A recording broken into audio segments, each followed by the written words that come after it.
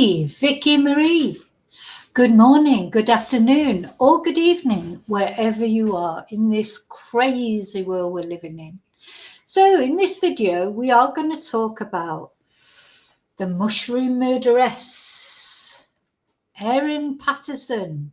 Now, she has actually gone into the hellhole, but of course she's going to appeal. You know, she was sentenced, is it 33 years she was sentenced to minimum? But then she has got the opportunity for parole. And of course, a lot of people feel that she should not have got the opportunity for parole. But anyway, she's appealing. So we're going to look at the reasons she's given for appealing. And then we're going to have a look at a podcast where a guy who was at the trial is talking about what actually happened in the trial, his impressions from it. And he's actually written a book from the viewpoint of a juror, an imaginary juror. And I just think a very interesting podcast. It's on the Australian news channel. I tried to contact them to see if it was okay to use it, to react to, and they haven't answered. So I hope they don't strike me for it. But it's interesting, and it's actually in two parts. We're going to look at part one today. Now let's have a look at Erin in the hellhole. She has already gone into the hellhole. Do you know, it's difficult to feel sympathy for Erin because, you know, she's such a narcissist. She murdered 3 people and she nearly killed poor Ian Wilkinson. He was just lucky to escape with his life, but of course he lost his lifetime partner. You know, so it's not ideal, even though he survived. He lost his lifetime partner, Heather, and he's got to cope not only with losing her, but the way in which he lost her. And we're going to see in this podcast, you know, you cannot underestimate the hell these people went through, the pain, the misery, the suffering. This was not, you know, this was a planned, malicious act. A woman sitting there watching these people eat what she knows is going to kill them, and just doesn't bear thinking about. Well, she, of course, is still insisting she's innocent, even though she's been found guilty. She's insisting she's innocent. It was a terrible mistake, despite all the many, many, many, many lies she told. She's saying that now she's telling the truth. She had nothing to do with it. Although she'd said originally she never foraged for mushrooms, she never had a dehydrator, blah, de, blah, de, blah, de, blah, de, blah. Now she's saying, oh, yes, she did forage for mushrooms. She did have a dehydrator. You know, and it was just a terrible mistake. She must have got mixed up. She must have got mucked up. So that's what we're going to talk about anyway, the grounds for her appeal and this podcast in the main part of this video. Now, as you know, I always start off with a little bit of waffling. The first thing I want to tell you about, it's not a waffle really, it's just is some news. It's only a brief bit of news about Gus Lamont, this little 4-year-old missing. They are going back to search. So they've done so many searches. Of course, they've taken dogs out there. The world and his dog literally have been looking for this little boy out in Yunta in Australia, and he has not been found. And recently, just over the last week, they drained the dam on the property, on his Gmail's property where he went missing from. Didn't find anything. But they are going back. They're going back sometime later this week. So I just wanted to give you that news that, you know, they haven't given up. They're still looking for this little boy. The other bit of waffle I wanted to tell you, I'm not looking for anybody. So I had some shopping delivered yesterday. This is a complete waffle. I need to put my waffle thing up. This has got nothing to do with anything except it's a waffle. If you don't like the waffle, you need to fast forward a little bit or wait till the video comes out de-waffled. So yesterday, I put a shopping order in to the supermarket or the day before, and it came yesterday. And I think I went a bit wrong with the green peppers. Now, I do like these green peppers. Now, the vegetables in Spain are just fantastic. I mean, they're all fresh because they're all grown in Spain. So they're all fresh and they're lovely. And I thought I ordered 6, okay, of these peppers, but I didn't realise they'd be as big as this either. You know, I thought they would be half that size probably. So I don't know what I did. I must press the button too many times. Because now I'm going to show you what I've got here, but there are still another 6 in the fridge.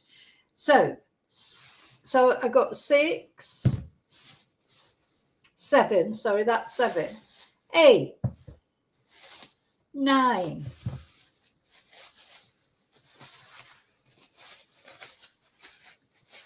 10. No, don't think that's it. Don't think that's it. 11, 12, 13, 14. You think that's it? Obviously press the button too many times. What did I get up to? Can't even remember now. Was it 14? 15,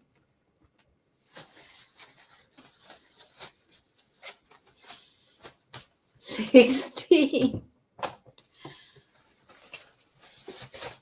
17, 18. So I have 18 of these. 18 massive peppers, which is good, isn't it? I mean, I love them. They're lovely. But so, answers on the postcard. What shall I do with them? I mean, I'm going to make a soup, definitely. And they're nice sort of fried, like stir fries and things like that. But, you know, I'm going to be eating them for quite a long time. Good job I like vegetables, and my son as well, he likes vegetables. So, you know, they won't get wasted. I don't think you can freeze them, can you? But I could make things with them and freeze them. So, answers on a postcard, please do. What sort of recipes can you make with these? You know, in bulk. That's like, oh dear me. So there you go. That's green peppers.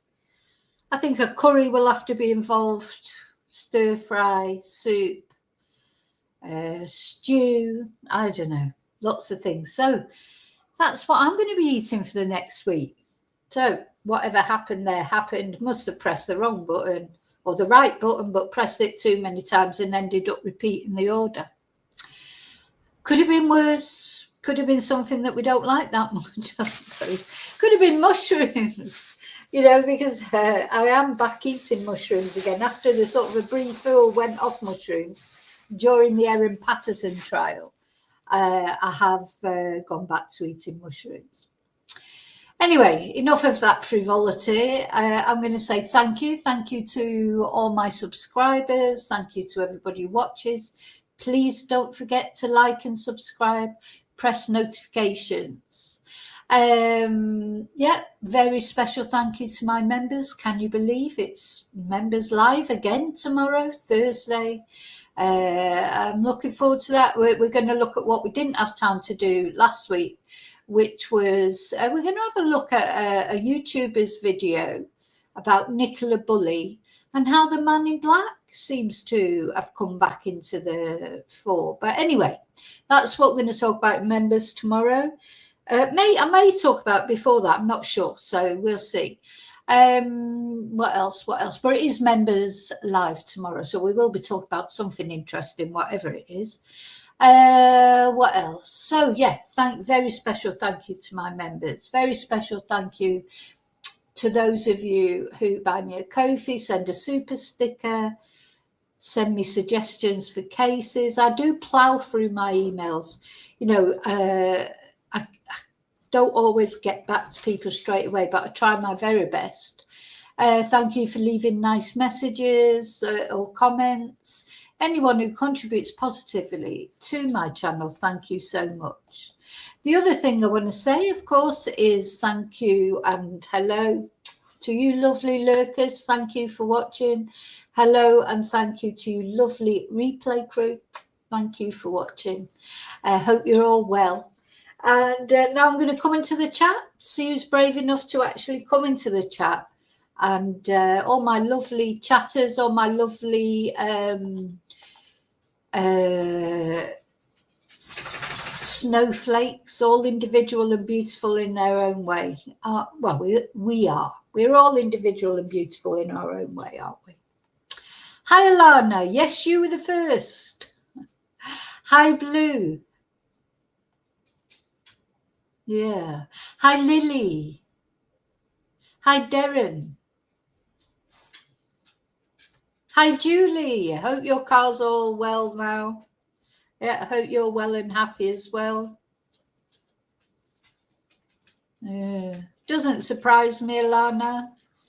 The judge who sentenced her gave a teen who committed life crime bail, and then the teen committed again. Of course he did, because do you know what? There's no proper punishment, is there? There's no consequences for these people.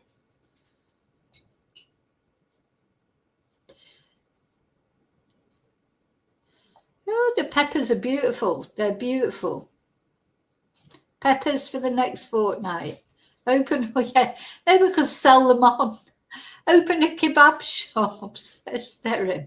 Actually, kebabs are a good idea, aren't they? Yeah, I could make some nice kebabs.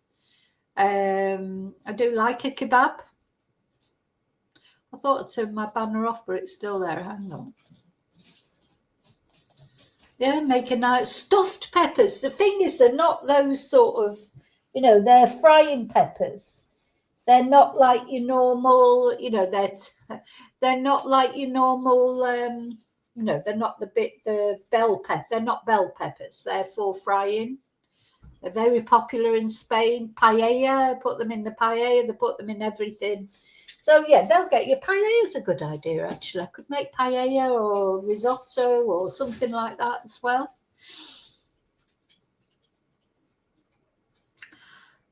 Hi, Miss Lee.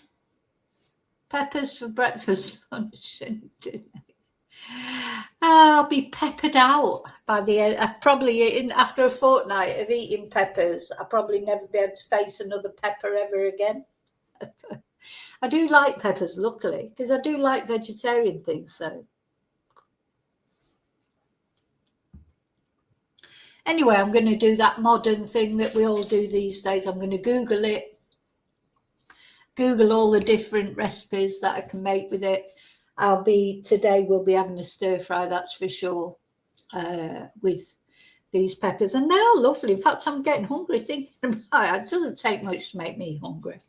I'm getting hungry thinking about the stir fry.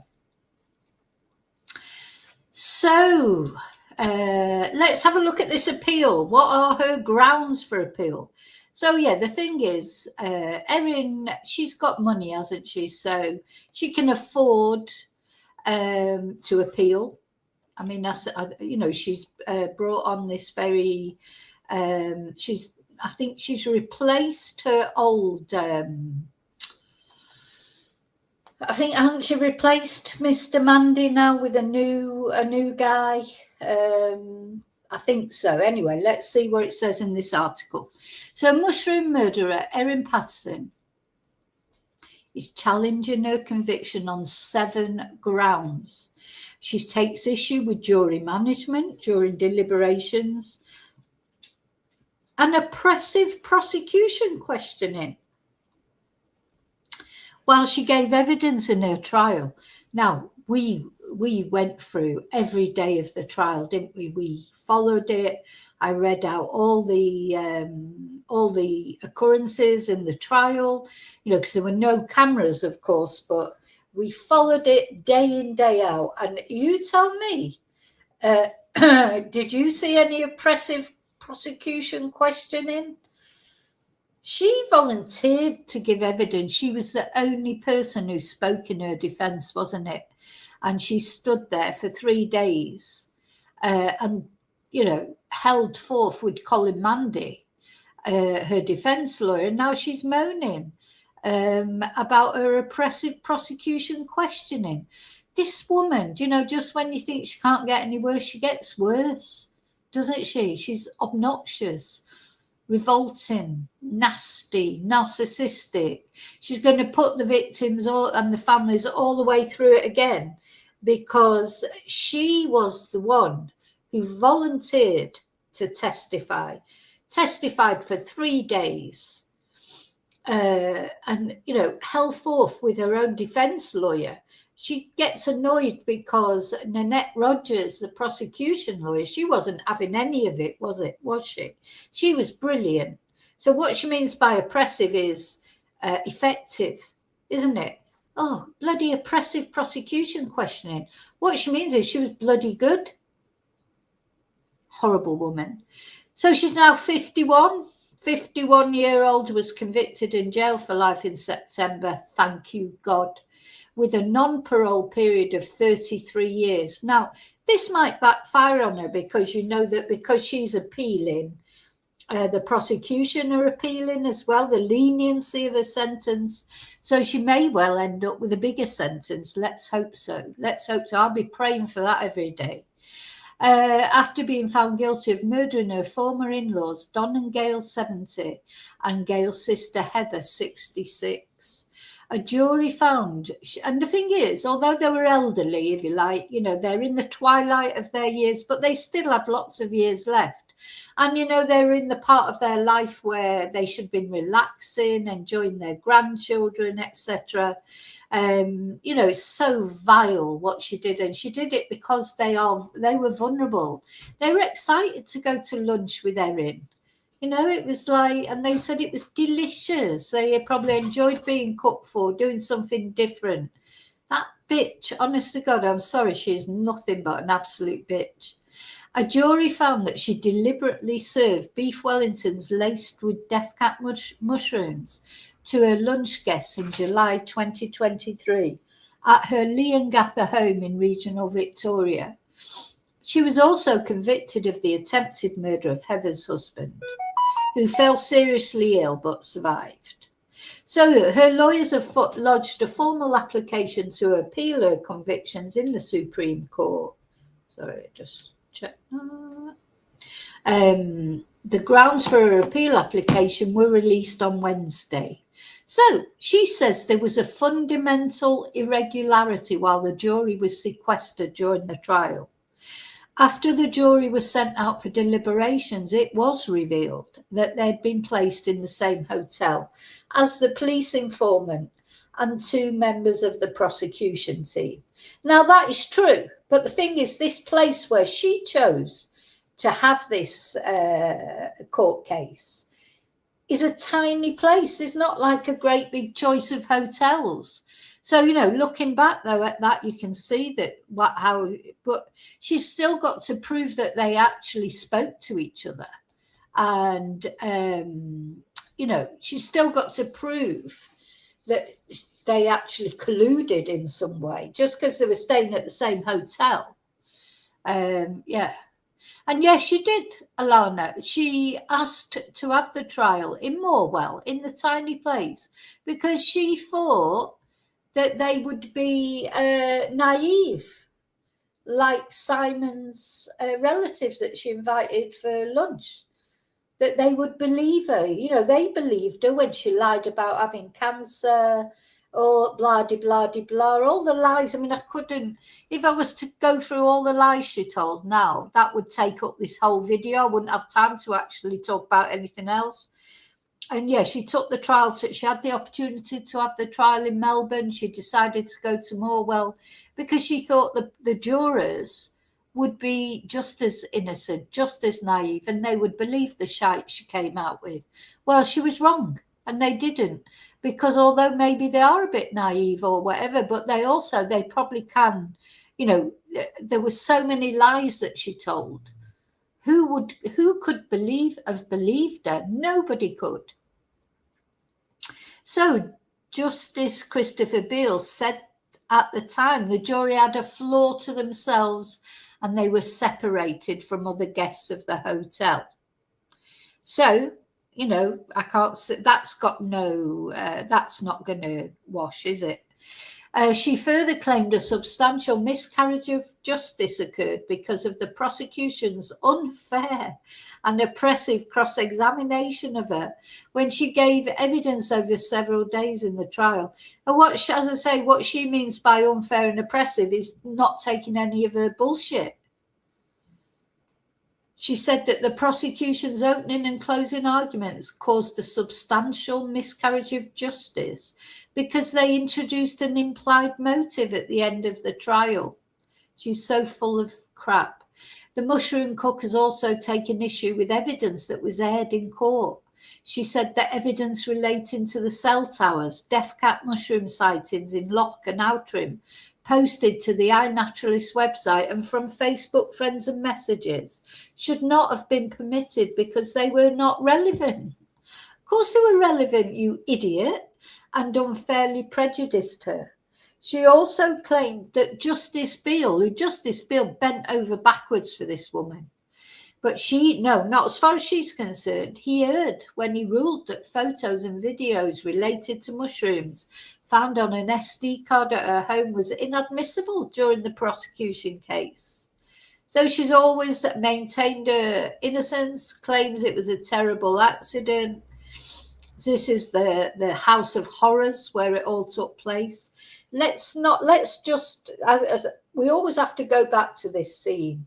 So she's spent months preparing these murders. And if her husband had turned up, her ex-husband, estranged husband, Simon, he would be dead now too. She'd already tried to kill him on several occasions. So just picture the scene. She's welcoming them all in. Oh, hi, I haven't seen you for ages. Oh, how are you? Oh, well, I've got cancer actually, but apart from that, I'm fine.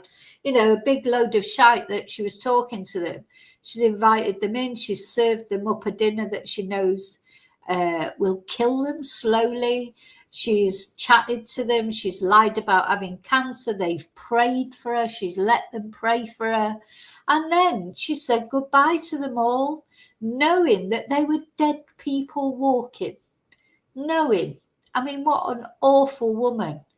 You can't get much more evil than that. The planning that took place, the horrible nature of the poisoning. It would have been better off just shooting them, because at least then it would have been instant. It was not instant for these poor people. They suffered over days in agony. Their organs died inside them until poor Heather could not be given a transplant. Ian survived because he was given a transplant, and he must have a stronger constitution, and it worked for him. Heather was too ill to get a transplant. Gail was too ill to get a transplant. Don was given a transplant, but he was already too ill, and it didn't save him, unfortunately. So also, don't forget, the Crown prosecutors have lodged their own appeal in October over her manifestly inadequate sentence. So she's taken a chance. But, that's how sort of full of her own self-importance she is. She'll think, and she may, something may be found in her favour. Who knows? But the thing is, it may also, because the Crown prosecution had said clearly that if she appealed, they would appeal. So she's gone ahead and appealed. So now the prosecutors have appealed against the manifestly inadequate sentence. So this could backfire on Erin. So Justice Beale noted when sentencing, her offending was the worst category of murder and represented a betrayal of trust towards the family. But he showed her mercy. He did show her mercy with the chance of parole, because she would essentially be in solitary confinement for at least 22 hours a day. So he gave her a little break. But The Director of Public Prosecutions, Diana Piekus, said the judge had erred by finding there was a substantial chance Patterson would be held in confinement for years to come.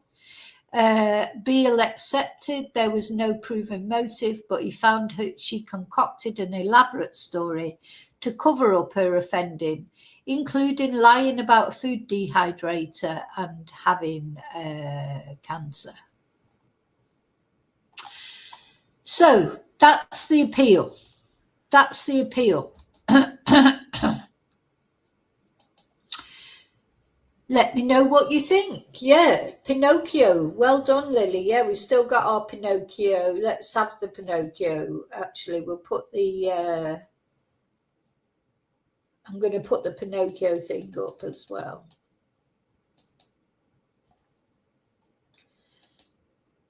Absolutely horrible, horrible woman. I mean, literally, you don't get much worse murders than this one.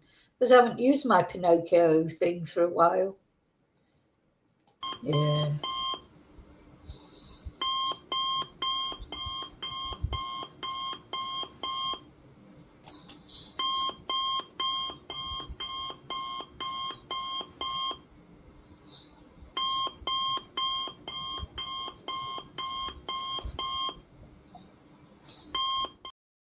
I think people are stupid enough to believe it. So where's she going to get this case heard, this appeal? Is she going to go back to Morwell, or is she going to go to Melbourne? I think she made the calculation that people in Morwell would be more likely to believe her because there were more country people. But of course, you know, maybe what she forgot was the people in Morwell were the people like Ian and Gail and Don and Heather, and maybe, you know, they realising that could have been them. So it'd be interesting to see where she chooses for the appeal. So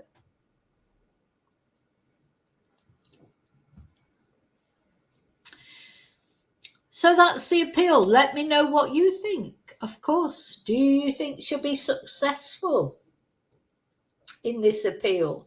Or do you think she's got no chance? Do you think she'll end up with a harsher sentence? You know, I think most of us hoped that she would get life without parole. She doesn't deserve parole, even in her 80s. You know, these people, Don and Gail and Heather and Ian, Ian's on a life sentence. Even though he's alive, he's still on a life sentence. He's lost his wife, he's lost his friends. He's also got, you know, still got health issues because of what he went through. He's got the trauma of what he went through. I bet he's frightened to death of anyone cooking a meal now. But most importantly, for what he said, is the loneliness that he's feeling. Him and Heather were married forever. You know, they've been married, they were teenage sweethearts, just the same as Don and Gail were. You know, and Don and Gail hopefully are together somewhere, but still, they may have been 70, but they could, like, you know, they could still have had another 20 years ahead of them to enjoy their retirement, etc. You know, and they won't get a chance at parole, will they? Because they're dead. They're gone. Finito. No coming back. That's the end of it for them. Erin, as you know, she can have a life in prison. I would imagine, although prison's not probably a nice life, but if you've got money and things like that, there's things she can do that they can't do. They can't do anything. The three people she murdered. But she'll be able to do something. She'll be able to have contact with her children if they want it, I suppose. You know, God knows what she'll be able to do there in prison. But she'll have a life. Might be a prison life. It might not be a brilliant life. But she will have a life. She's got friends. She's got that pal who'll be going to visit her, I suppose. And, you know, I don't know, supporting her for whatever reason. So yeah, it's disgusting, isn't it? Anyway, I found this podcast, as I say, it's very interesting because the guy who's talking He was actually at the trial, attended the trial. Now, although I think we followed a couple of different sort of live blogs, didn't we, from the trial? But the trouble with the live blogs is, as good as I think they did, the people that we followed, you're only getting one person's impression of it. You can't see for yourself because it was not televised. Only the sentencing was televised, wasn't it? So we could only go by what the bloggers, the podcasters tell us. So it's interesting to get another podcaster's view on what happened in the trial, who was there. I wish I would have been there. I really wish it wouldn't have been so far away. It would have been very interesting to be there. And then you can actually see firsthand what's happening. Because everyone has their different interpretation of things, don't they? That's human nature. So we're going to look at this podcast. As I say, it's in two parts. Today we're just going to look at the first part. Part one. So first of all, I need to give them their credit, as I said. So this is news.com Australia. I Catch Killers is the name of the podcast. I hope that they don't pick me up for copyright. I mean, it's fair use. I did write to them and ask them if it was okay. I got no reply whatsoever. So, what can I do? So I actually found it quite a while ago, but I'm glad I've left it till now because I could give you the news of the appeal as well. But I've been umming and ahhing whether to do it because, as I say, I don't know if they're going to pick me up on it or whether they won't like me doing it or what. But anyway, if they did pick me up on it, I will fight it because it is fair use. But anyway, I've subscribed. I've liked the video. Oh, I thought I'd subscribed. I thought I was on. Do you know, I swear some of these subscriptions, you subscribe and then they turf you off. It's really weird. Anyway, so yeah, go over there, subscribe. They do interesting interviews and things over all sorts of things, not just the mushroom murders, but anything that's going on in Australia. If you're interested in Australia news, it's an interesting channel to follow. So let's have a look. That this could be happening to someone like her when she should be starring in her own life.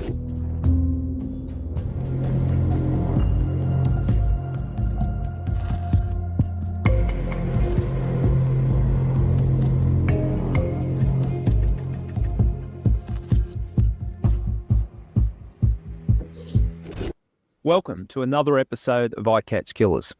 Erin Patterson caught the attention of the entire country when she murdered her family members by feeding them a meal laced with lethal mushrooms. Recently, Patterson... I mean, at the end of the day, whatever, at this moment, she is a convicted triple murderer.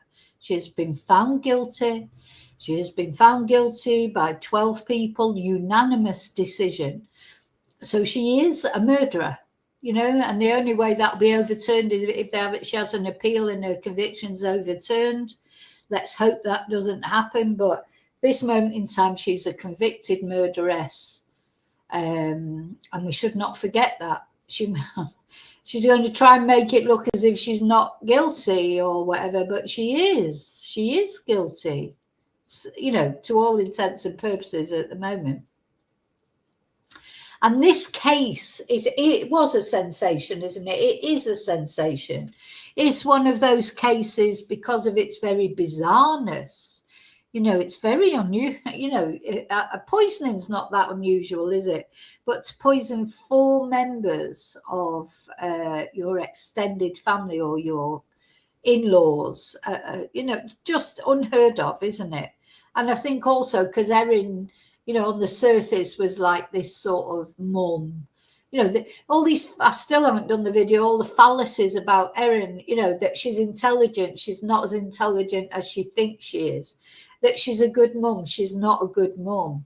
That she's a good cook. She's not a good cook. She's not any of those things. They're just fallacies. Was sentenced to life imprisonment after being convicted of 3 counts of murder and 1 count of attempt murder. And today, we're going to examine the case in great detail from a slightly different perspective.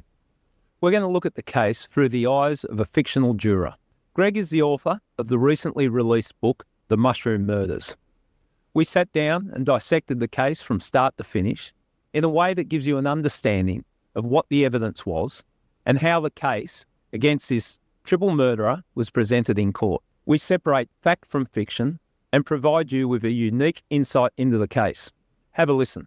Greg Hadrick, welcome back to I Catch Killers. Thank you, Gary. It's a pleasure being here. Well, I say welcome back, and I know you've won a lot of awards in your time in the media world and screenplays and different things. But coming on, Now, no offence to the guy, but I'm going to fast forward it because really we don't. I mean, if you want to watch the whole video, you can go onto their YouTube channel and watch it. But really, we're only interested in what's talking about the trial. I probably still look at things through the lens of a homicide detective. I'm thinking that's not too hard. Yeah, I've got to look at the case. So there was a lunch organised, 5 people turned up. 1 person cooked the meal. 4 got critically sick from what they consumed. 3 of them died, and the 1 person that invited the people there prepared the meal, and she's fine. She was fine. Now, if you get a sense, because you've... Yeah, I mean, when you put it as simply as that, so 5 people go to lunch, 4 people are so severely ill that 3 of them actually die. So they didn't just have a little bit of tummy trouble and a little bit of diarrhea or a little bit of sickness. They were so ill, so sort of within a couple of days they were dead. I mean, not instantly, it took time. They died from the inside out. Their organs died. They were critically ill. And then you've got Erin, who had a little bit of diarrhea, apparently, though there's no even evidence for that. She was just sort of trying to make it look as if she did. Erin, who decided to go on that long trip the next day to take her son to flying classes, even though she supposedly had an upset tummy. Well, we all know what it's like. You've got an upset tummy, you don't move from your toilet. You don't want to get caught short somewhere. It's horrible to have to go anywhere if you've got upset tummy. You just want to be at home with it, very close by to the toilet. That's how it is. Not Erin, no, she went on this long journey taking her son for his flying class, but she got caught short, didn't she? She said she had to go into the bush to go to the toilet, though her son doesn't remember her doing that. And then she stopped at the service station for, 7 seconds? Went into the toilets at the service station for 7 seconds. This woman was not ill, not like the others were ill. Written a lot of crime dramas, so we're in the strike force room setting up the whiteboard and writing the names of the victims down and what's happened. There would be a lot of arrows pointing at Erin Patterson. All of them, yeah. Very, very quickly. Yeah, and there were, as you know from the book, the police, she was in the frame before any of them died. Yeah. Really. They were, they were obviously hoping no one would die. But, from... So she was in the frame, wasn't she, from that doctor, the doctor at the hospital that got into trouble for being so honest in what he said afterwards. He said straight away he knew there was something strange because she went into hospital, discharged herself after 5 minutes, even though she knew that her relatives were all on death's door and she needed to go. As soon as they mentioned death cap mushrooms, she had to go back and clear up the crime scene. From the first hours that they were called, all the arrows pointed to Erin. Definitely. But what it's also, and in reading the book and understanding how the trial has played out and hearing the reports from the media, what it's reinforced to me, how quite often cases look like a walk-up start in homicide, but to prove it beyond reasonable doubt, and that crucial thing, beyond reasonable doubt, it's a high bar. It is a high bar, but it should be. I think if you're talking about, depriving people of liberty for 30-odd years, it should. Yeah. So, to prove something beyond reasonable doubt is difficult. especially with murders, because, you know, there's not normally witnesses to murders, are there? So it's only the person who's done the murder or possibly done the murder. The people who've murdered normally can't speak. I mean, this was a mistake for her. She must have been fuming that Ian Wilkinson survived, because he could give evidence, didn't he? He gave the evidence about the plates being different size, different colour. Normally, you know, victims don't get a chance, like murder victims obviously don't get a chance to testify, do they? So it is difficult to prove that somebody's killed somebody. And you know, the person who's been accused, they don't have to prove anything. It's the prosecution that has to prove that they've done it. They don't have to prove that they haven't done it, really. They don't have to prove anything. The onus is on the prosecution to prove they did it, not on them to prove they didn't. Be a high bar. Yeah. But it is a difficult bar. As you say, the original headlines, 5 people eat a lunch, 1's fine, 4 are critically ill, 3 die. Yeah. You would think it would be a simple case. But every step along the way, the defence managed to put, you know, doubt here, doubt there. Are you sure? You can't say for certain that this happened. You can't say for certain that happened, etc. And they rack up. And it's just that little bit of doubt in it. Yeah.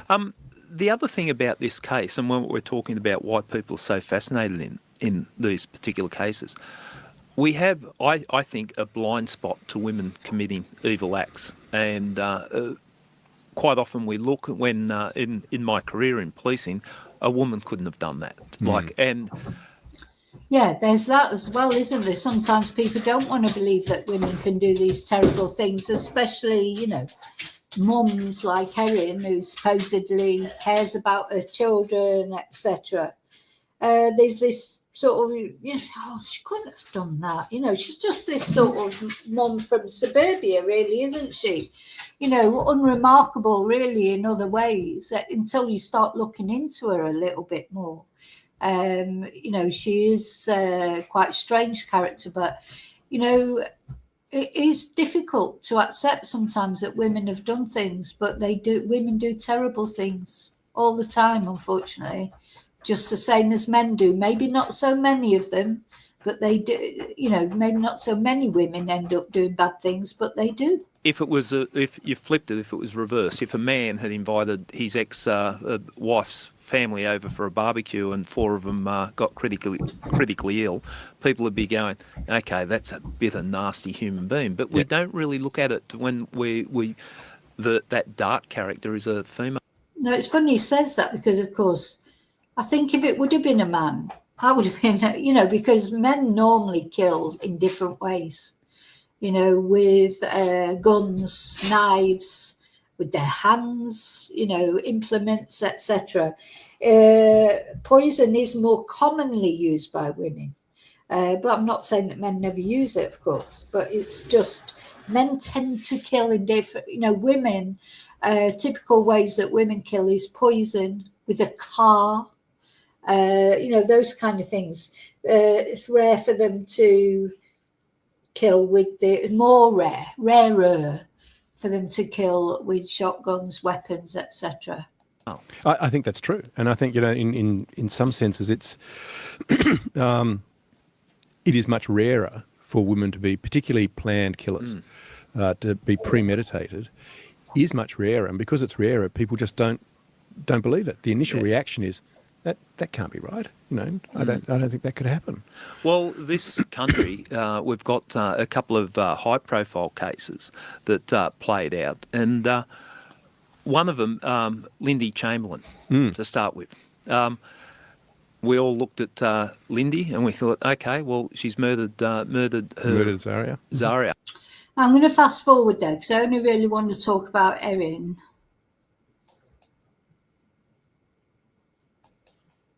And the actual case. When was this? This was, it would be probably 10 years ago. Okay. 10 years ago, yeah. And the twist in that, and you've been a crime this case, detective that investigated that matter on the case that it's talking about here, I don't know about. Podcast and walked in and, saw the skin hanging there. He actually saw it. Yeah, Oh. yeah, just a horrendous crime. There was another interesting case, and I'm just checking my notes here, but it was Natasha Darcy, I don't know widow this of case. Walter. I'm not sure I know that case. Okay, well, that was a situation where she poisoned her partner at the time, and there was a previous attempt where she tried to poison her former husband, but she wasn't successful there, and she ended up poisoning her second partner. So, wow. When was this? This was, it would be probably 10 years ago. Okay. 10 years. Now, probably there's loads of cases, but they don't all get the same attention, of course, that Erin's case has got. But let me just, so I'll say, really just interested in the trial. Who left him? She walked out of the house. Called She it. took the kids with her, etc. So, and Yeah, so he starts talking about how their relationship split up, how Erin and Simon's relationship split up in the first place. Now, it seems to be Erin who wanted to be separated from Simon, which is strange, isn't it? Because why was she so annoyed with him? You know, if it was her who wanted to finish with him. But to me, it's all about power and control with Erin. You know, she wanted to finish with him, but she didn't want him. She wanted the control over him and his family, and she got annoyed, I think. So that's why she borrowed the money and things like that. It's not from the goodness of her heart, because she's a control freak. And it gave her a lever over them. And then I think she got annoyed with them when they weren't being as grateful as she thought they should be. That is honestly what I think her motive is. And it might not seem like a logical motive, it might seem like a ridiculous motive, but you know, if we understood the motives behind these killers, that wouldn't be a good thing, would it? Because we could end up doing something like that. Most of us don't understand what would make somebody kill. We might understand why it'd make somebody angry. We all get angry, don't we? People are irritating sometimes. They don't do what you want them to, etc. But that we don't go as far as killers go. So it's hard to get your head around it. You know, there's many relationships where I suppose that's the case, but I think often the only slight insight that I was thinking about with all of those was when things weren't going her way, she would act. Yeah. Rather than sort of argue through or just be silent or, just sort of get through the mood, etc. She would act. Yeah. And that's the only clue that I think you got to it. It was in the way she handled that relationship, was that when things weren't going her way, she did something about it. That's interesting. Like I'm obviously not a psychologist either, but if you're looking at motives or the actions type of thing, she's going to take control. If she's not happy with something, she's going to change it. She's going to change it. Yeah. And certainly committing the offence she did, she changed it in a big way. Yeah. Okay, when you first heard the case, before you decided you're going to be writing a book about it, what were your initial thoughts? My initial thought actually was it made more sense if it was a terrible accident than a human being would spend months planning this, because from the very beginning you thought, well, if she's done it, she had to go out and pick death cap mushrooms, and the mushroom season was months before, etc. And so there was a whole planning behind it. And I don't know, when you just looked at it the first time, you thought, is that even possible that she could do that? So at the very beginning, I was more in the don't leap to, well, we say the Lindy Chamberlain thing. Yeah. Don't leap to guilty. The simpler explanation is somehow it was a terrible accident. Yeah. You touched on there that the mushrooms, and I only found that out in research prepping for this, but death cap mushrooms are seasonal. So when the...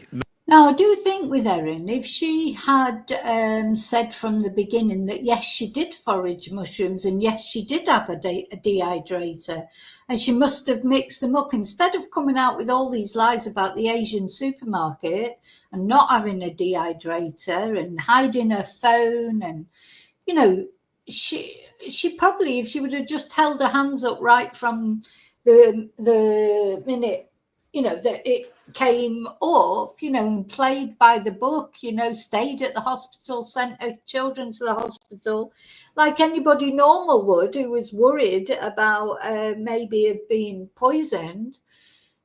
She may well have got away with this. It's her lies that did it for her, because people are not stupid. If somebody lies about having a dehydrator, she can say, oh, she was worried that they might think it was her.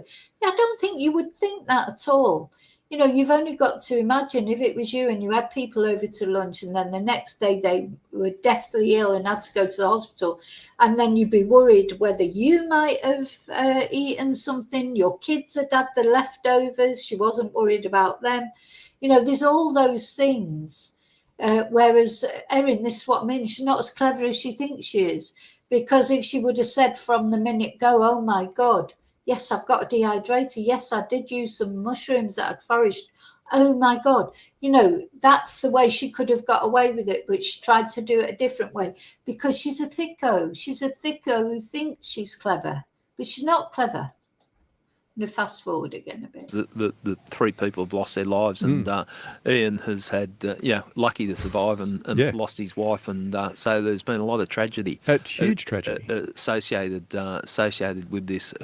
With her actions, as the court have found out. So you've got Don Patterson and Gail Patterson, her in-laws, or Simon's parents. What were they like as people? As far as I can tell, the way that the various siblings described them in court is they were typical, loving, caring grandparents. Yeah. And parents to Simon. But in particular, the relationship with Simon and Erin's kids and with the kids of the other siblings was very strong, was very caring. Yeah.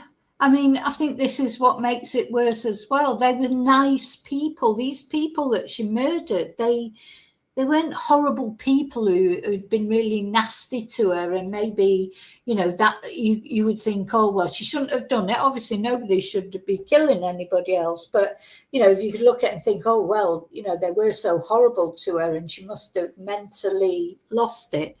They weren't. They were nice to her. They were lovely to her. They did all they could to help in the whole situation, to mediate between her and Simon. Now, she probably felt that they stuck up more for Simon, but, Simon is their son. So they're bound to err a little bit on his side. That's human nature as well, isn't it? And another thing, I just want to mention while it comes into my head, because I often forget to say it.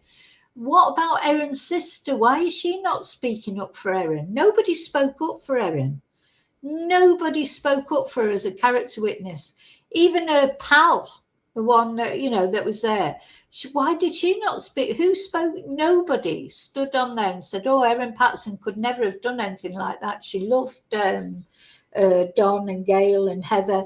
Nobody stuck up for her. She was the only person who spoke in her own defence, and now she's complaining about that. He was tutoring the son in maths and helping him get through school, building backyard rockets with him and fun stuff, cool stuff like that. Yeah. Gail, they often would have the kids over at their place. Gail was very concerned about Erin's health, and there's a string of text messages where she's trying to offer her, support and prayers, etc., for the various ailments that Erin said she had. Yeah. So, how they came across to us in court, who never knew them personally, was kind, loving people. Yeah. That seems to be the narrative that's being portrayed about them, and there's nothing to suggest anything but that. And they seem like the perfect in-laws in a situation of separation. They were still staying in contact with absolutely Erin and not making life difficult and just being constantly asking about the kids and helping where they could. Yeah, nice people. Yeah, lovely people. Terrible. I say that because it all adds up to lovely people that she decided to kill. Yeah. Then you've got Heather Wilkinson and Ian Wilkinson. Now Heather was Gail's sister. Yeah. What was the relationship they had? Well, they had with Erin. With Erin, it was more distant. Like Don and Gail, you could track through phone calls and text messages, etc. Quite a relationship. They were the kids' grandparents, etc. Yeah, Ian and his wife Heather, they didn't really know Erin that well, just seen her at church, etc. But they were delighted to get an invitation for that reason, because they'd never been invited to the house before. And I think the reason that Erin invited them is because she thought that if she invited all them, then Simon was more likely to go. In my eyes, Simon was definitely her target. But as I say, she tried to kill him several times before, it seems. How he didn't tell his parents, look, you must not go and eat with that woman, because he knew really that she had a proclivity to poison, because she'd probably poisoned him. He'd been seriously ill. So that is a bit of a mystery to me. If that was my parents, I'll tell you what, I would have said, there's no way you're going to have lunch with Erin. But, she blackmailed them into going, didn't she, by saying she had something important to talk about. She really laid it on thick about her cancer, her imaginary cancer. That, again, is just horrible, isn't it? She should get an extra 10 years for lying about having cancer. It's disgusting to do that. All the people that get cancer and have to live with it day in, day out, and hopefully survive, but not always. And she's out there saying, oh, yeah, I've got cancer.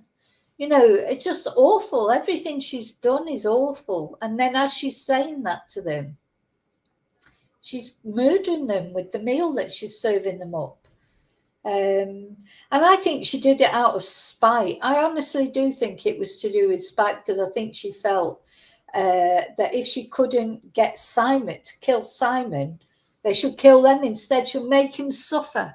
This, we can't get our head around that, but there's a lot of people do that to make the other person, if they can't get access to the person really that they want to kill, that they want out of their life, they kill someone who they care about, so that they know they will suffer for the rest of their life. So I think there's that in this as well.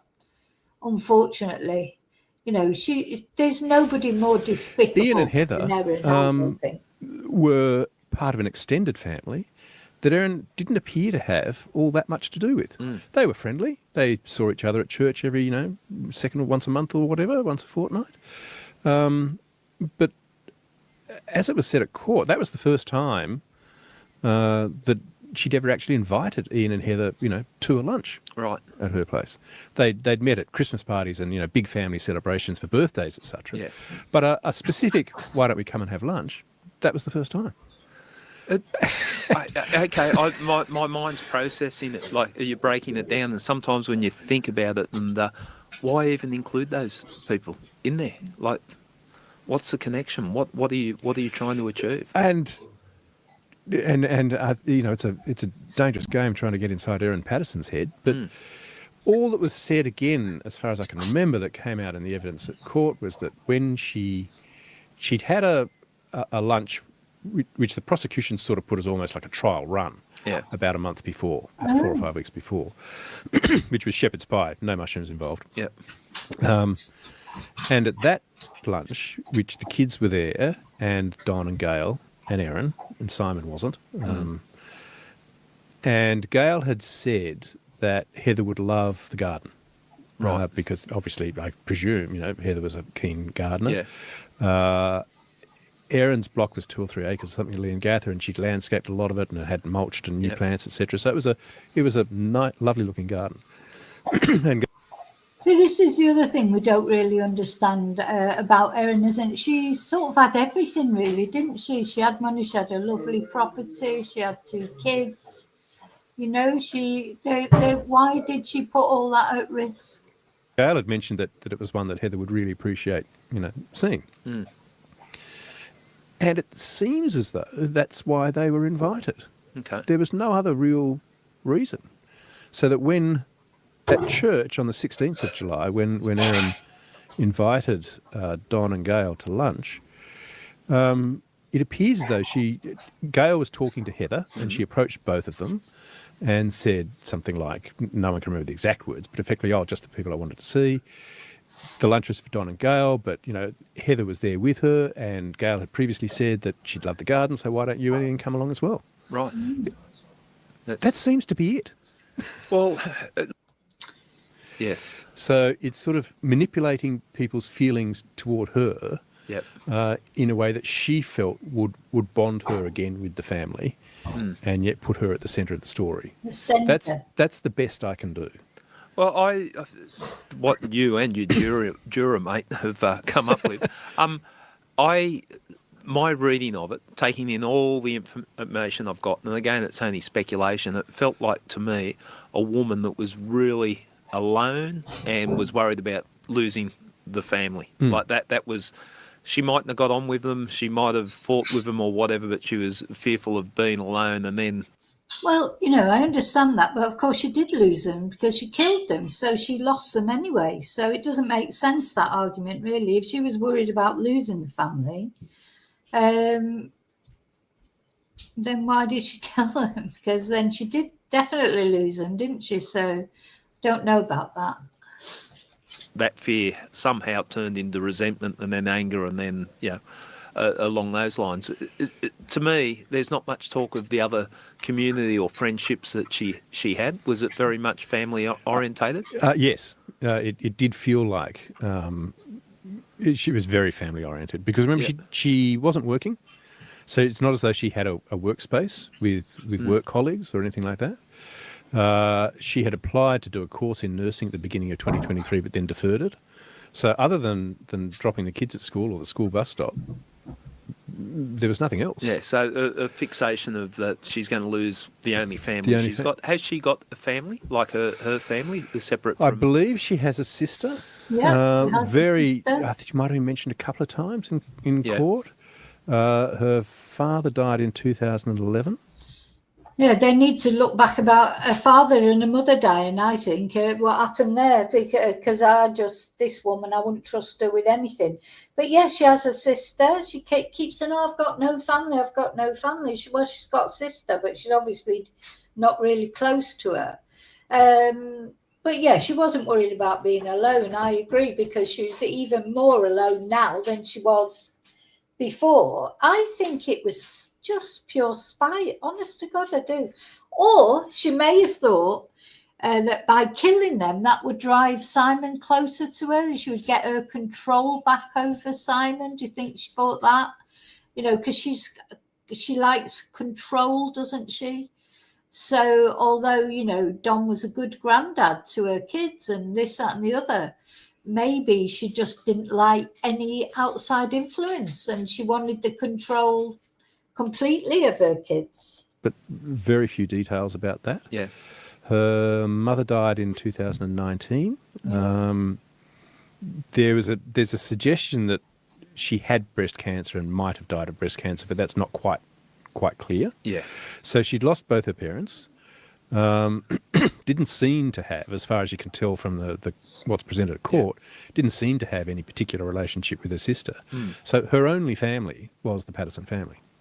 And it appears that it was growing further and further apart. And I suppose as the children get older... Yeah, I think that's exactly it. They were going further apart. So she just felt out of control. I think it's just spite, control. Someone like Erin, those things are important to her. Right, I'm going to fast forward again a bit because I've got some... Was in the coma for a time after... and he was, but he just remembers it as just normal domestic chit chat. There's a feeling that a bit of politics got discussed, and you have to remember the yes vote to Parliament was going on at the time. At the same time, yeah.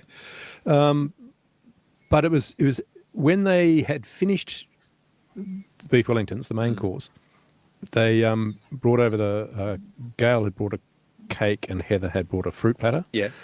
Not much of that was eaten because the beef Wellingtons were very filling. And that's when Erin said that she wanted to talk to them about the cancer diagnosis. Okay. Which was bullshit. But she played that card. And so as people say now, I'm not sure if I'm jumping ahead of the question, but she would have known what they were eating through that entire lunch. Yeah. That's what I can't get my head around. It's staggering, really. Well, just watching them chew every mouthful, knowing what was going to happen. horrible. I bet she was smirking away. You look at murder, and it can be a crime of passion. There can be all sorts of reasons for a murder, but the planning that goes into that, and then victims that, honest approach is she's got no reason to hate these people. No one could find any. You could hate your ex-partner or whatever, but whether that you go to the extreme of killing the person, but no animosity with these people. They showed her only love, respect and kindness. Yes. That's the sense, and the fact that they were even buying into, you poor thing, you might be suffering from cancer, and I would imagine they said all the right things there. They did, and prayed for her. Yeah. So, having fed them a meal that would kill them, she then got them to pray for her. Callous. Oh my God. It's astonishing. Unbelievable. Simon wasn't there, but he was. Simon was not there. He was invited. He declined the invitation with a text on the Friday afternoon, or Friday evening, really, just saying he felt uncomfortable going. And in the court, and my narrator in the book is slightly annoyed because no one ever asks what was he uncomfortable about. Right. He just says he was uncomfortable. Yeah. It's not till after the trial and that he could explain why he was uncomfortable. Because it couldn't be talked about these previous attempts on his life because it would have compromised the trial. So we found out why he was uncomfortable, because she tried to kill him 3 times already. But he, she, even that very last text that she sent to him was, "I expect to see you there tomorrow," wasn't it? Or along those lines. So she still thought he might turn up. And when he didn't turn up, instead of abandoning the idea, she killed those other people instead out of spite. What a nasty bitch. He'd said a very similar, with the previous lunch on the 24th of June, the shepherd's pie lunch, same thing. He responded saying, "No, I don't think, I'll go." He did say to her, "If you want to discuss, how we should talk to the kids about any medical issue you might have, or you want to talk about your medical issues with me, give me a call." Yeah. Very happy to keep talking with her and keep co-parenting the kids. Just didn't want to sit down and eat anything she'd cooked. That's telling. But the jury weren't aware of the details other than... Now, another thing we don't know, and I don't know that if it's true, and this is pure speculation on my part, it just makes you wonder, had Simon met somebody? Had he started seeing somebody? Was she realised? Because, of course, Erin's been in control completely. It was her who walked out. He wanted to get back with her. It was her who didn't want to get back with him.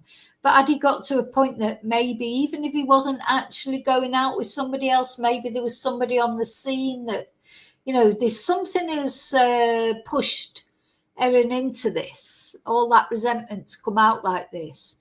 Just makes you wonder, this lack of control. And he declined to go to the lunch. They asked. They were given no further details on why that might be the case. Okay. What were the after effects of the meal? So everyone, assuming you've described it, they've sat down, had a normal lunch, discussing what they've discussed. They've left. I'm sure they thanked Erin, and they did. And Simon drops the kids back, the son and his mate, and the daughter actually stays with Simon, and they go back and have some father-daughter time. Yeah.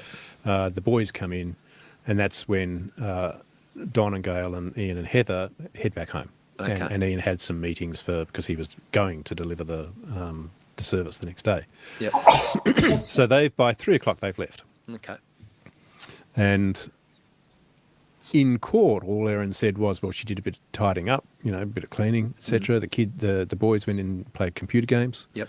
In the TV computer room until around about 6:30 or so. And now we do know now, though, don't we? She went straight to the dump after they went on that Saturday and dumped something. So we don't know. They think that's when she dumped the grey plates that have never been found. But she didn't just lounge around the house. She went straight off to the dump. Then she needed to figure out when the son's mate needed to go back home. Yeah. And while this is going on, Heather has Don and Gail, head back to their home. Yep.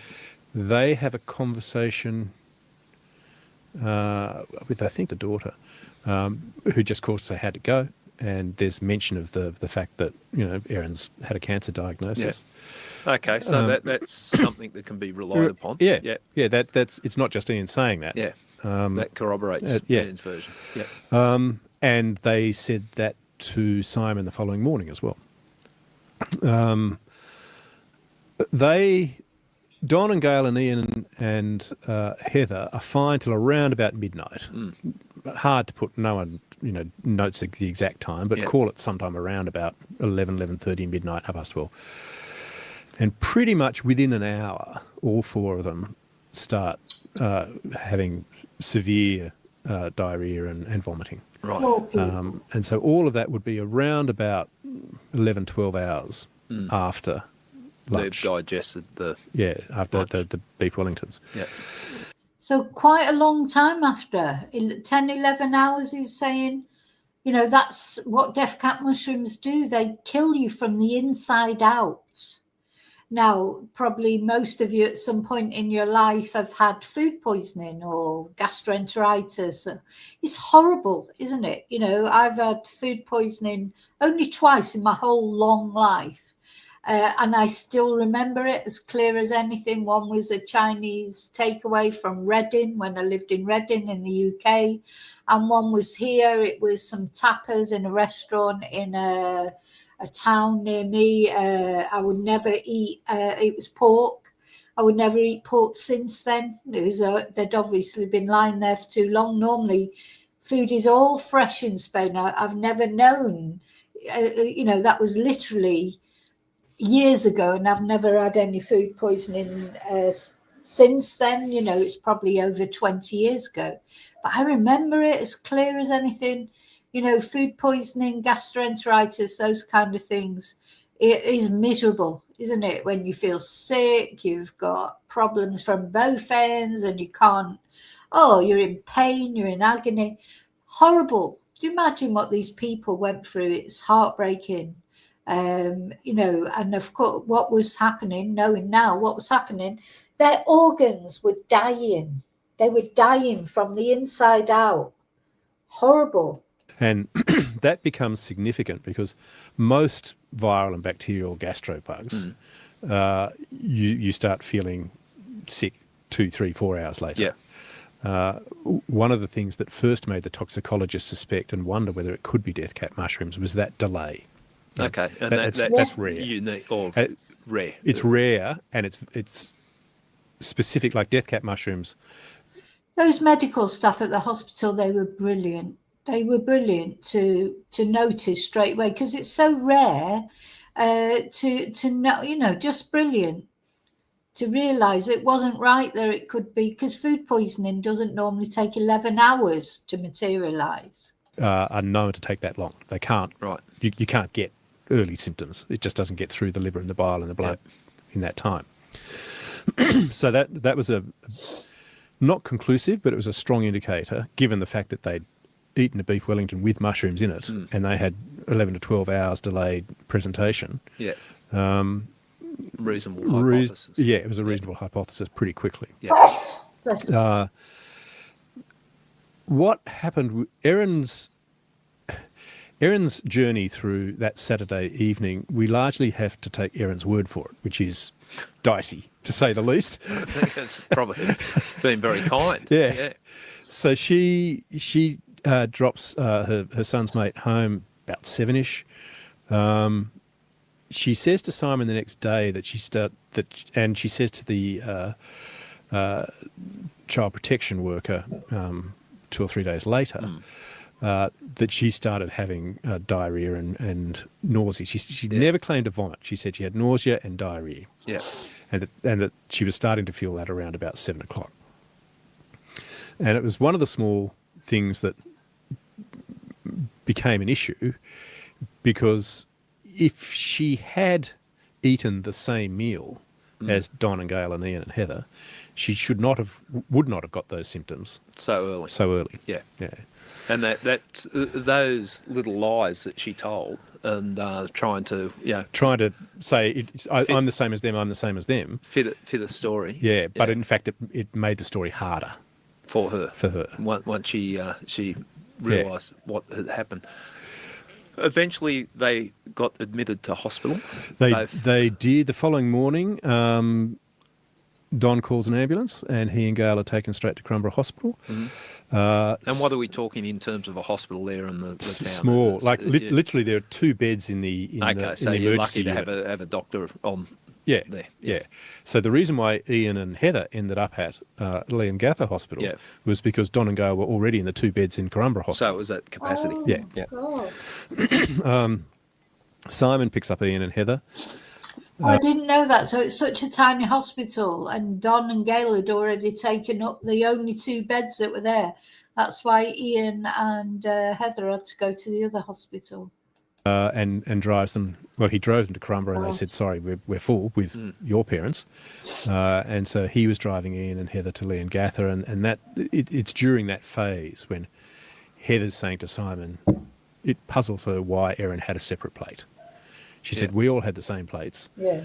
Don't think Simon doesn't say she actually said grey plates. That's very much what Ian's memory is, but he's very strong on that. But Heather did say to Simon, "We all had the same plates," and she had a different plate. So the good thing, if you like, of it taking longer went well. Heather was still sort of compos mentis. She remarked on the fact that they had different colour plates to Erin. So I think for them to mention that, or different types of plates, for her to mention that, she must have been suspicious, mustn't she? Yeah. Why would that be? And she never goes that extra step. Yeah. But clearly she's thinking that it's weird. Okay, this is just picking up that it's strange. You have a dinner party and the six plates. Even if you've lost a few, you can normally serve up. So they start. It looks like they've got a severe case of normal viral gastro. And so is the thought process, you think, going through their mind, that they wouldn't be thinking we've been murdered at this stage. No. Maybe unhygienic the way she prepared the meal, or who knows. Yeah. They wouldn't be thinking they'd been murdered, and they would not be thinking they were going to die at that point. They were just thinking they've got a terrible bug. It'll get, or some terrible food poisoning. It'll get sorted, and then we can investigate, how it happened. They wouldn't have been thinking, bless them, that they weren't going to see, they weren't going to survive this. What she fed us there was the meat. You're more likely to think the meat. Yeah. And in fact, Dr. Chris Webster at Leongatha, his initial thought was it's probably off meat. Yeah. Your mind doesn't go straight to death cap mushrooms. Yeah. And that's what they were thinking. And so they were doing a lot of the standard treatments that you would for people who are becoming dehydrated because they've had so much diarrhea and so much vomiting. So they have, saline drips and things like that to keep fluid up, etc. And that goes on through Sunday afternoon. It's Sunday afternoon, having done all that, a normal gastrobug, you'd start to settle down. Yeah. Yeah. Don in particular, because he had 1.5, Beef Wellingtons, just kept getting worse. Yeah. Normally if you've got food poisoning, it starts off terrible and then gradually gets better, doesn't it? It can take a few days, but normally it's bad at the beginning and then gradually lessens, doesn't it? If you drink water or take some medication or whatever, and you just have to get through it. But with these death cap mushrooms, it took a long time for it, 10 hours before it sort of started to kick in. And then it was never going to get better. It just gets worse and worse. All your organs dying slowly. The diarrhea got worse, the vomiting got worse, and none of the normal simple things you do for ordinary gastro were having any effect. And they didn't have the sophisticated tests needed at Little Crumborough Hospital. Yeah. So they immediately said, well, they need to go to a higher tier hospital. Mm-hmm. So they put them in an ambulance and took them to Dandenong Hospital on Sunday night. Okay. And that's where Beth Morgan was the doctor in charge of them there. And Ian and Heather at this stage are still at Leongatha, but following a similar trajectory. Like just as in the illness not getting better. Illness not getting better. If anything worse. Yeah. They weren't. Don was the one who was really getting worse faster at that point in time. And it was his blood tests, the more sophisticated blood tests that Dandenong Hospital could do, that... Well, don't forget that Don ate not only his beef Wellington, but he ate half of his wife, Gail's beef Wellington, because she couldn't eat it all. So he ate 1.5 times what anybody else ate, and he seemed to be the illest. Started particularly getting Beth Morgan worried because they showed what's called an elevated lactate, and this is me not being a doctor, but just reading the evidence that was put at trial. And it was the nature of that elevated lactate that indicated to her that there was significant liver damage happening, and this is not normal. Yeah. This is not your average gastro. And when it's starting to damage when it's starting to damage the liver. Yeah. Yeah.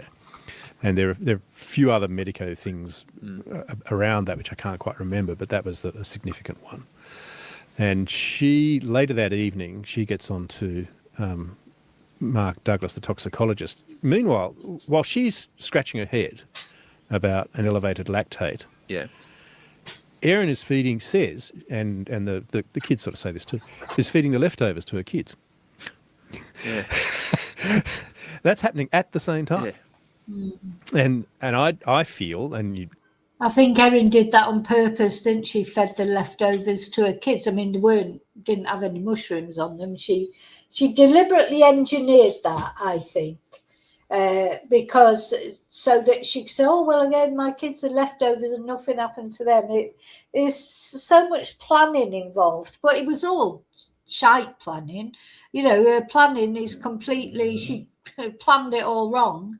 Because she's not as clever as she thinks she is. you know, from reading the book that in my juror, that's where she bumps the most. Yeah, yeah. That if Erin's claimed that she's had explosive diarrhea through Saturday night, and she's aware that the guests are all in hospital and getting treated. She was trying to back away from that, but the evidence is pretty strong that she knew that Don and Gail were in hospital. Yeah.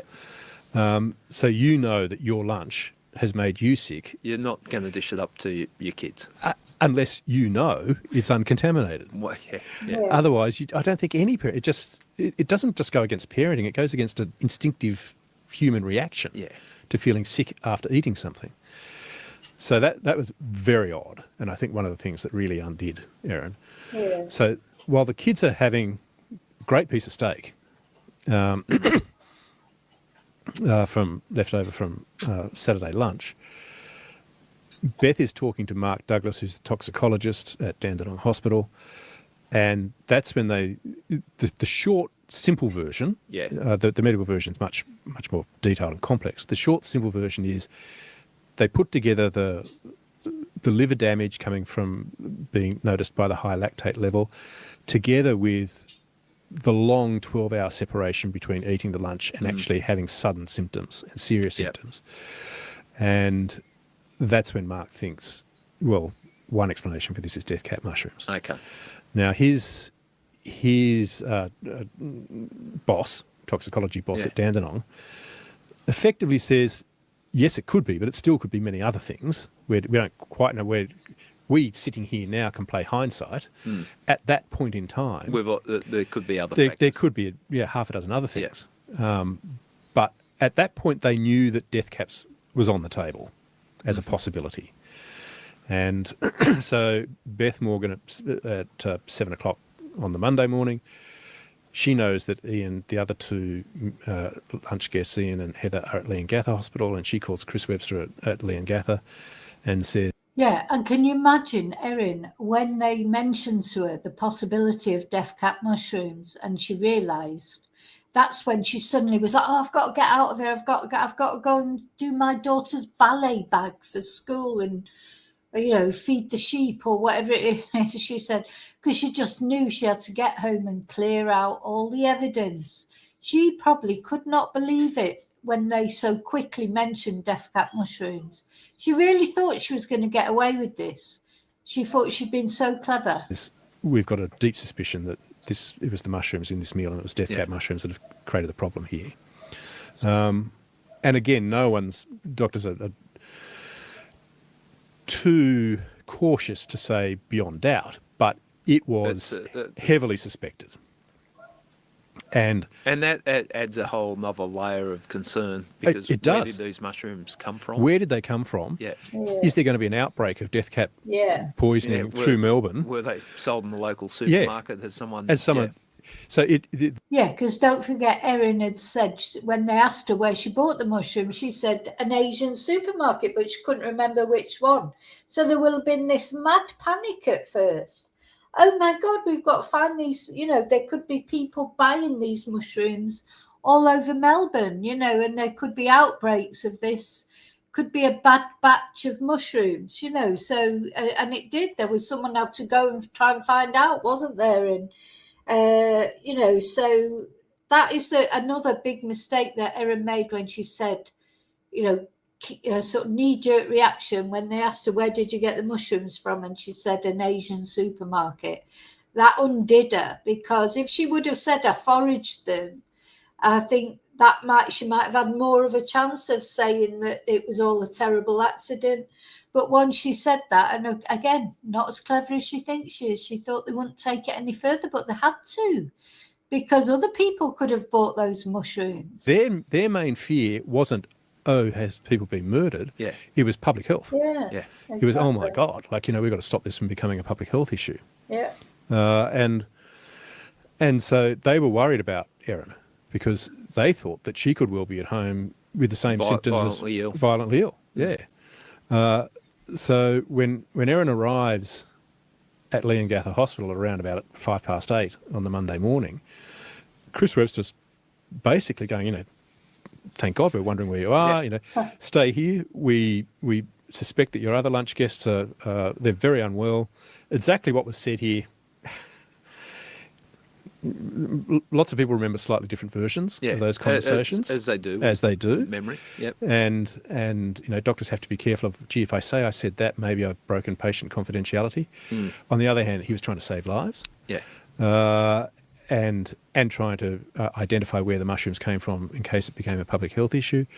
So he says, and she tells him that the kids, ate the leftovers. So he's saying, you've got to get the kids here now. You've got to stay here now. We've got to make sure that you don't end up as seriously ill. The other four. Yeah, because Ian and Heather at that time, in the footage you see because you can find it online now, where she lets herself, she walks out against medical advice, because her reaction to being told you could die unless you stay here and we run immediate tests was, I want to go home.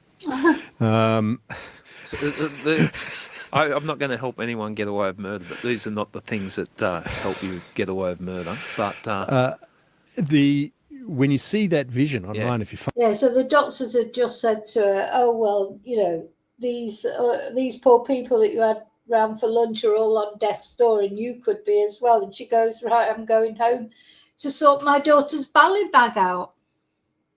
God, this is what I mean. She's a thicko. She is a thicko, because anybody would know. But to be honest, she had to go home. She had to go home because she had to get rid of the evidence and start manipulating it. Find it. The ambulance in the background is the one that's going to be taking Ian and Heather to Dandenong Hospital. Right. Because they're getting worse. And Erin's walking out to go and make sure the dog's fed and the daughter's got ballet organised. And she's already fed the leftovers to the kids. And she's just claiming you don't have to check them because I scraped the mushrooms off. Yeah. And the doctor's going, well, you don't know if you've got everything. It only takes a minuscule amount. And if you're a parent and this was a terrible accident, it's hard not to think your first reaction on being told this would be, God, I'm going to call the school and get them in here and get them checked and make sure they're safe. Side of caution, yeah. Surely. Yeah. And is this when and this is where she lost me? Like I had the benefit of the doubt, but the moment, and this is not from the trial transcripts, this is from when it was reported in the media, I bought the mushrooms from, I don't know, there was an Asian food store. Yeah. And to me, that was a gotcha moment. In my mind, I thought, okay, well, if there was any doubt. But that's what she was telling. That's what she was. The medical staff and health. Yeah, from the very beginning, she was surprised. The prosecution team make a point, and I think they're right. Particularly now we know so much more about those first 3 attempted murders. what shocked Erin the most was how fast the medical team knew Got onto it. that it was death cap mushrooms that were the problem. Yeah. And yes, from the very beginning, she's saying, but it was button mushrooms from Woolies, sliced button mushrooms, and dried mushrooms from an Asian grocer in Oakley or Mount Waverley, and then she thinks could have been Glen Waverley. And there's another suburb. There's 4 of them. That's what took her aback, how quickly they mentioned death cap mushrooms to her, because being the total narcissist that she is and a sociopath who thinks she's so much better than everybody else, she never, these bloody, plebs, these lower beings to her in her eyes would never have worked out it was death cap mushrooms. So when they actually mentioned death cap mushrooms, she just could not believe it, and it caught her on the wrong foot because she thought she'd been so clever. She thought she had been so clever, and she's not clever. She's a thicko. She mentions. And these were all the suburbs around the unit that the kids and she stayed at during the school holidays in April. Had a vague idea of the area. She had a vague idea of the area. She knew there were a lot of Asian grocers there. Yeah. But could not remember anything. There was some selective memory, wasn't there? Because she could remember the packaging. She could remember the packaging. Yeah, sorry. But couldn't remember the shop. Yeah. Couldn't describe the shop at all, but could describe the packaging, which was clear. It didn't have a commercial brand name on it. It had a label and maybe a use by date or whatever. And it said something like wild forest mushrooms, or she was a bit vague about, but something like that. Yeah. Lied with enough ring of truth. Enough ring of truth. But hard to investigate. So she couldn't describe the shop at all or remember where the shop was, but she described the packaging perfectly. Yeah, corroborate one way or the other. Yeah, and they never could. When did the police get notified of these people who turned up at the hospital? This was Monday's the 31st. So I think it's the Tuesday, the 1st. So by now, Ian and Heather are at Dandenong Hospital in intensive care. Don and Gail have gone to the Austin, which is the top. It's the liver transplant hospital in Melbourne. Yeah. And I think, I'd have to go back and double check, but I think it's that Tuesday the 1st is when it's called the Bass Coast Criminal Unit in rural Victoria. They call homicide, right? At Vic Bolt headquarters in Spencer Street, yeah, and say, look, we've got 4 people in intensive care, and one who doesn't want to come and be treated. And when you think about it, it's obvious, isn't it? Yeah, 4 people in intensive care, and the person who made the lunch, they don't want to stay at the hospital. So seems pretty bloody obvious, really, doesn't it? It doesn't take Sherlock Holmes to work out that there's something dodgy going on there. And I keep laughing, and I shouldn't. I really shouldn't. And in the end, Erin did go to Monash Hospital for a day. She had low potassium. They gave her some supplements overnight to bring her potassium level up. They had lots of evidence at the trial to suggest that she had some form of small amount of diarrhoea, but who knows? Could have taken a laxative, whatever. No liver damage whatsoever, and she was released on that Tuesday. Right. So that didn't. So she's being driven home. That was it as well, wasn't it? It was the difference, the massive difference in between what they were suffering and what Erin claimed she was suffering, which, even if it was true, was a touch of diarrhoea, bit of nausea, etc.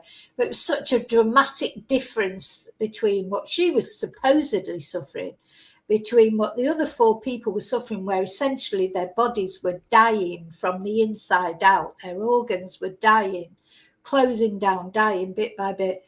It was, there's just no comparison. So it was evident that they tried to say in the trial, didn't they, because Erin's quite heavy, that it was because she's quite heavy that she didn't get such terrible symptoms.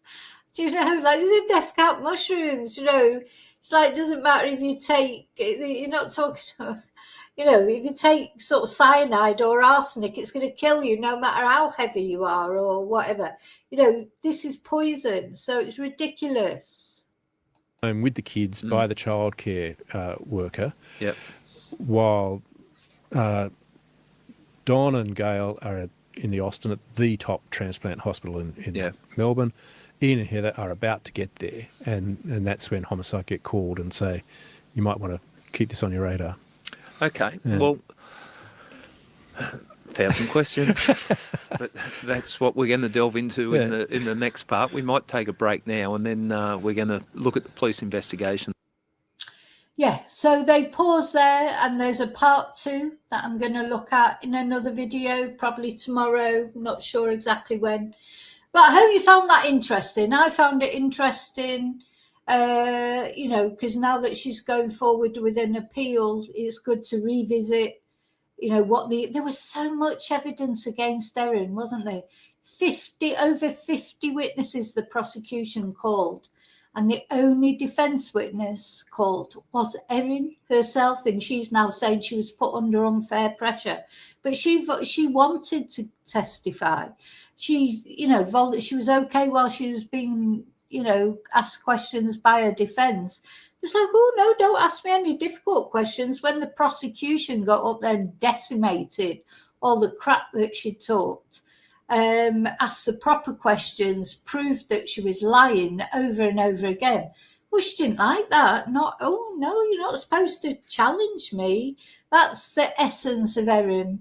I'm the boss. I'm in charge. I'm in control. I'm the money bags. I control people. People don't question me and, you know, question my motive. She couldn't believe it, could she? So that's basically why she was angry with the prosecution. And we'll see what happens. She may end, as I was saying earlier, she may end up with a bigger sentence because the prosecution are also appealing her sentence now because she's appealing it. They're appealing it. So, you know, could backfire on her. I bloody hope so. Okay, I'm going. I'll see you really soon in the next video. Don't forget to like and subscribe and press notifications. And until I see you again, thank you for watching, and may your God go with you. Bye.